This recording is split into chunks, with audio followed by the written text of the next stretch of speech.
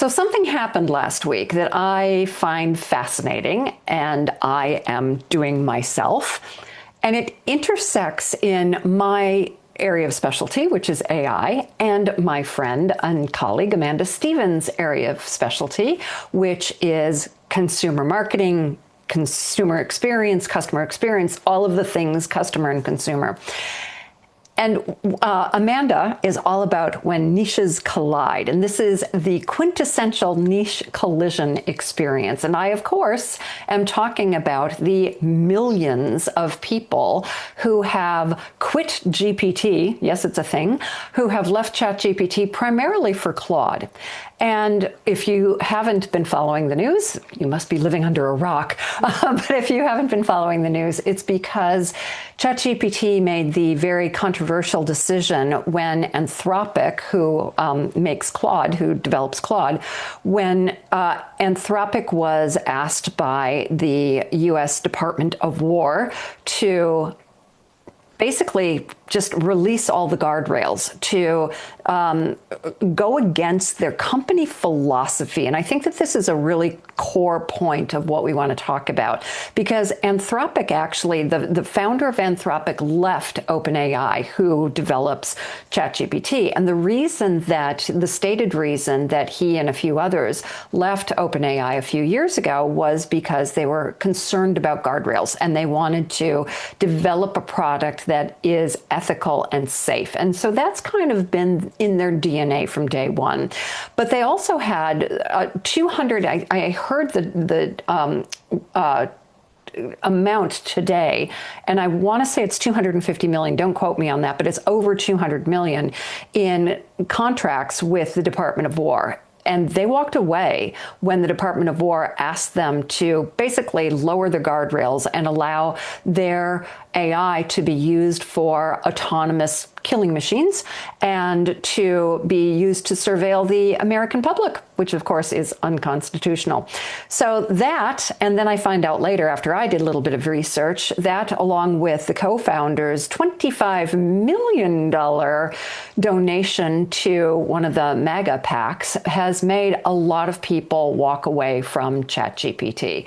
And I wanted to bring Amanda into this conversation to talk a little bit about the reputational damage and is this something that we are seeing more and more of, consumers walking away from brands based on values? Amanda, take it away. Yeah, thank you, Kim. And what a great discussion this is to have. I think we're at a really interesting point. Well, we're at an interesting point in history. Obviously, we're at a very interesting point in the AI journey. And I think what has just transpired just in the last 5 days, it's estimated that millions of people per day are leaving ChatGPT and migrating over to Claude, which is by anyone's kind of standards is a mass exodus. And look, there are lots of reasons for that. I think there are a few different layers to this conversation. Obviously, Claude's functionality, I think, has really exploded in the past couple of weeks and months.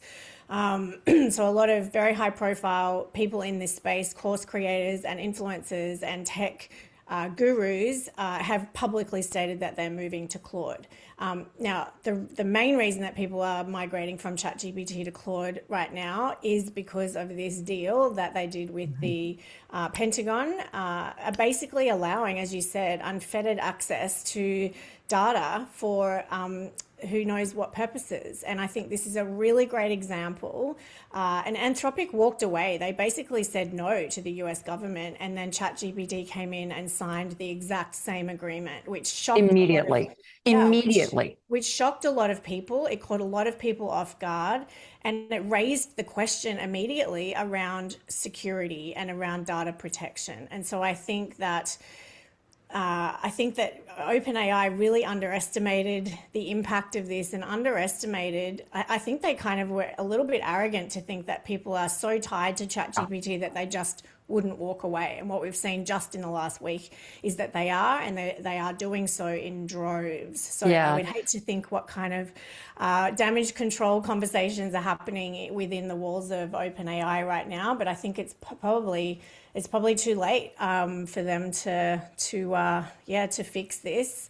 And so, what we're seeing is that consumers are voting with their feet, they're voting with their wallet, and they're basically saying, I am not going to support a brand. And you've got to remember that, AI has become, very integral part of our everyday. And we probably, if we all thought about it, we're probably sharing more with AI than we ever thought that we would. And I think this has been a real wake-up call for people to say, holy moly, I have this, platform in my life that is running my business. I'm taking advice from, it's integrated into my workflows, and they are now publicly supporting something that I can't, that is not aligned with my values, and I just, I can't be a part of it. So I think it is a very, very interesting case study, and I think it's going to continue to unfold around, as you and I say, where AI ethics and consumer values collide. I think this is a very new space that we are seeing unfold before our very eyes, and it is truly fascinating.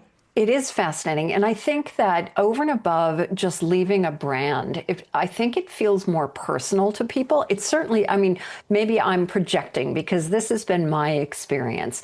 I was talking to my partner yesterday, and I was actually talking to my sister, and my partner was overhearing. And I said, we were talking about AI, and I was referring to AI as him instead of it. And my partner, David, said, him? Really?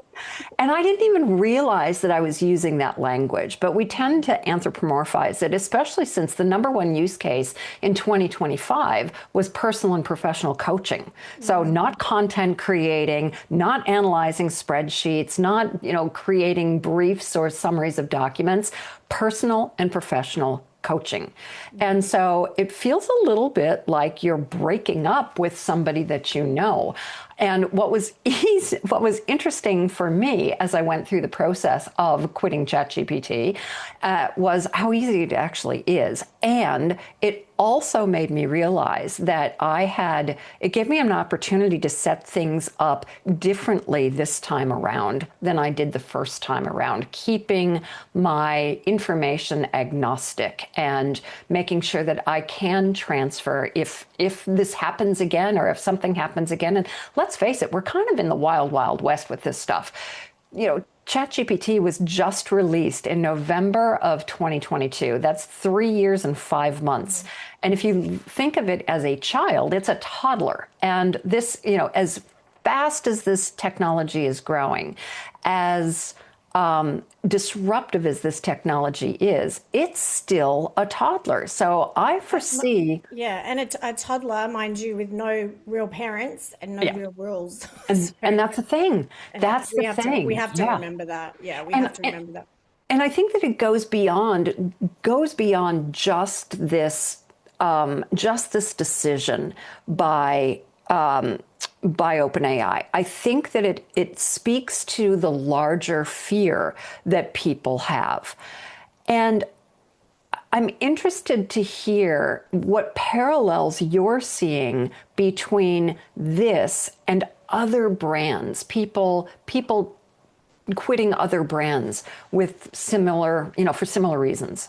Yeah, look, I think we've seen this in slightly different ways, but similar principles in quite a few different industries. 2 years ago, there was a huge mass exodus from certain fashion brands because some data was released around their environmental policies and around their use of essentially sweat factories. So I think we have definitely seen throughout history and recent history, we've seen consumers, even if they feel a real affiliation and they love that brand and they love that product or service, they are prepared to stand up for what's right based on their own personal values and make a stance on things. We've certainly seen it, if you look more closely localized here in Australia, we've seen the brand trust results, the brand trust lists have never been more volatile. We've got four brands, in fact, currently in Australia, in the four least trusted brands in Australia. In that top 10 list, four of those brands just a few years ago were in the top 10. We've never seen that level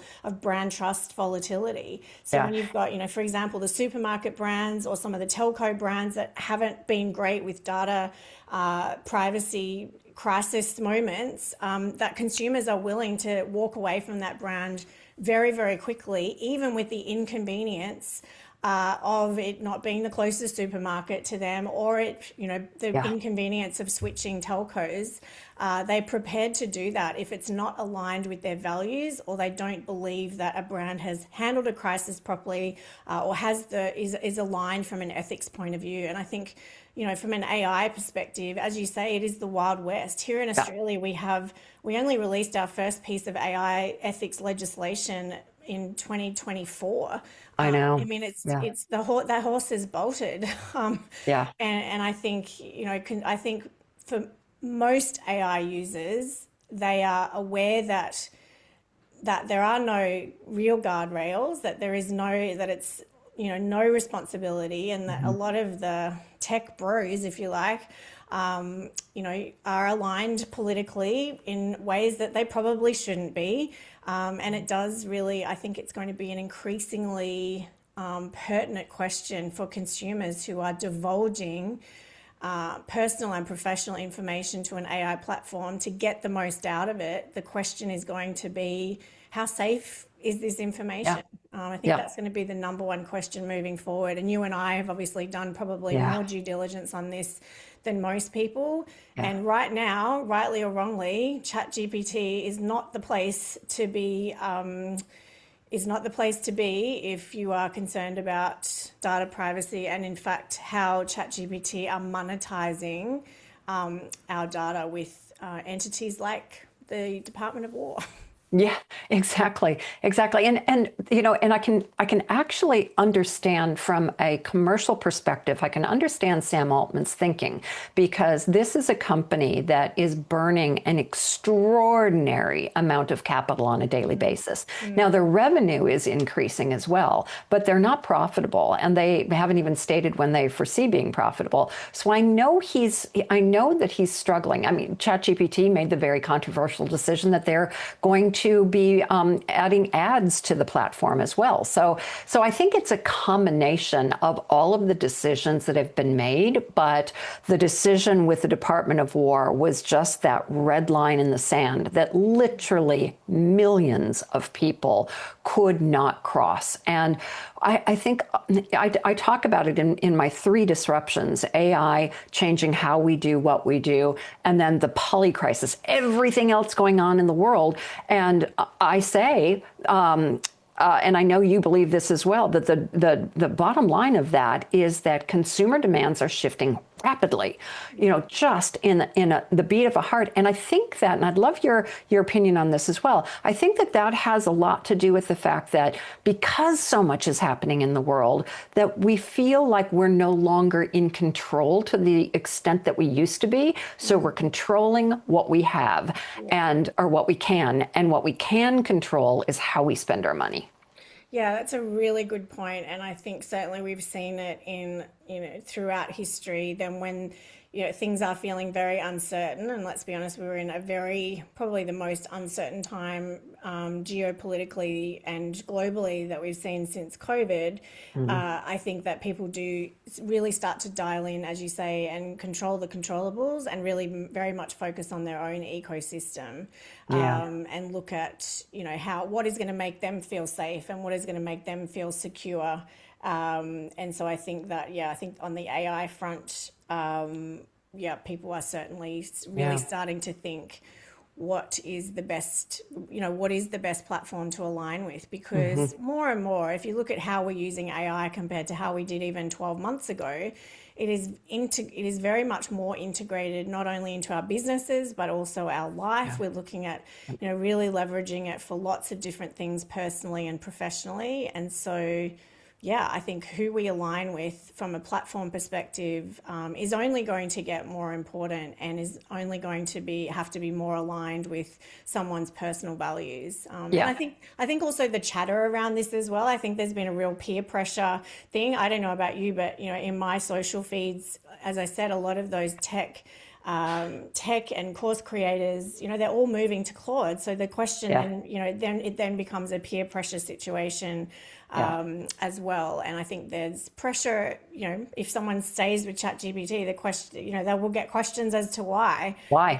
And everyone Yeah. has a very strong opinion on this. So It's funny you say that because I'm in the middle of a 5-city roadshow, and the demonstrations that I've pre-recorded some demonstrations, and they're all on ChatGPT.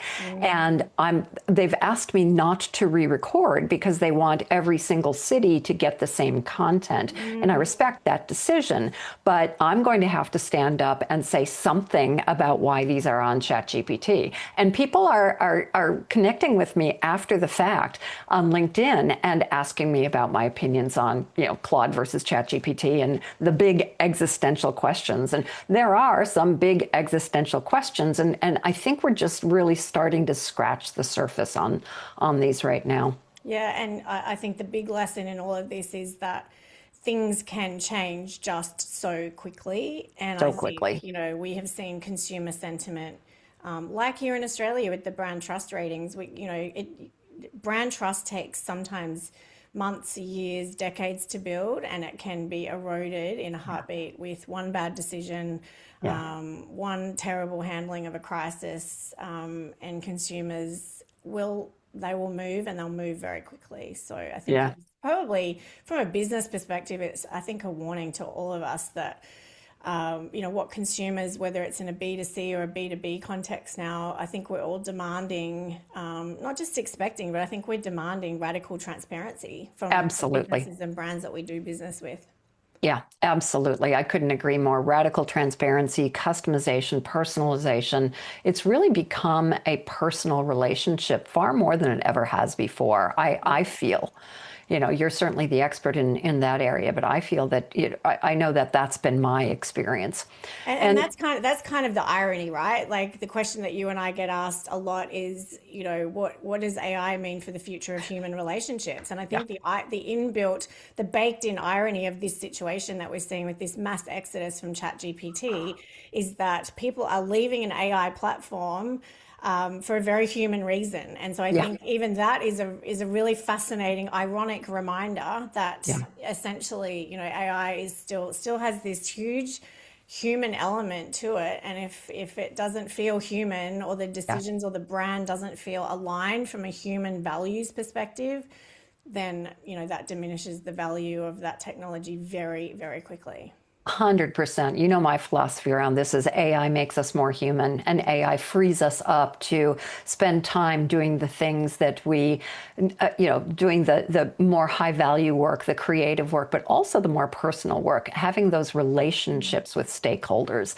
And used properly, it can be a tremendous boon to productivity as long as you don't stuff more stuff into your day and you actually use the time that you save by using AI. And I'm a huge proponent for it. Yes, there are some major, major questions around it.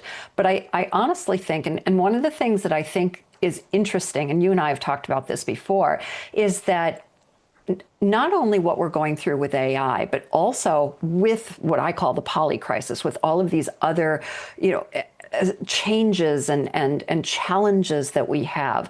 It's really forcing us to grapple with some really tough questions and to figure out who we are, what we stand for. And I don't think that's a bad thing. It's certainly not an easy thing, but I don't think it's a bad thing. I think that this time of reckoning is due. I agree. And you know what? I think that a possible silver lining out of this whole scenario and how things are evolving quite rapidly is that I don't know, I get the sense that AI users, we are realizing that we have a greater responsibility, because I think for the most part, whether it's OpenAI or Anthropic, I just think perhaps in the early beginning, in the early stages of AI, we were looking to the AI platforms to kind of guide us and put in the guardrails and, work out where the ethical boundaries were. And I think for most people now, I think we are realizing that it's actually up to us. It's Up actually to up us. to us. And that is going to be a collective Yeah. evolution of where how AI is used. And I think that possibly is going to be a good thing. And that's exactly one of the things that I talk about in this when I'm delivering my everyday AI presentation is how to protect your data and how to put in your guardrails, how to start every prompt or put them in the instructions in every project, because it is up to us. We cannot rely on these companies. They're for-profit companies, and for better or for worse, we live in a capitalist society. So, it is up to us. It's our personal responsibility. Fantastic. So, do you have any words of advice for brands that want to make sure that they don't go down this path? Yeah, look, I think, as I said, I think this Chat GPT mass exodus is really a warning to everyone that that we can have the best product, we can have the best service, but if we are not considering and putting our customers at the heart of everything that we do, then that makes for a very risky business. Definitely, definitely. And I think you and I are talking about doing a master class and showing people how to quit ChatGPT if that's what they're looking to do. So if you want the ins and the outs of how to actually go about doing it, it's pretty easy. It's surprisingly easy. And going through the process, I think helps my process, helps my workflow become much more robust. Absolutely. I think what I'm hearing anecdotally is that a lot of people want to migrate to Claude from ChatGPT, but they feel overwhelmed. They don't want to lose all of the year or more of memory that they've have in their ChatGPT. But it is quite simple, and we're going to show you how in that masterclass. So watch this space. Watch this space. Amanda, thank you as always. Just a great conversation. Thanks, Kim.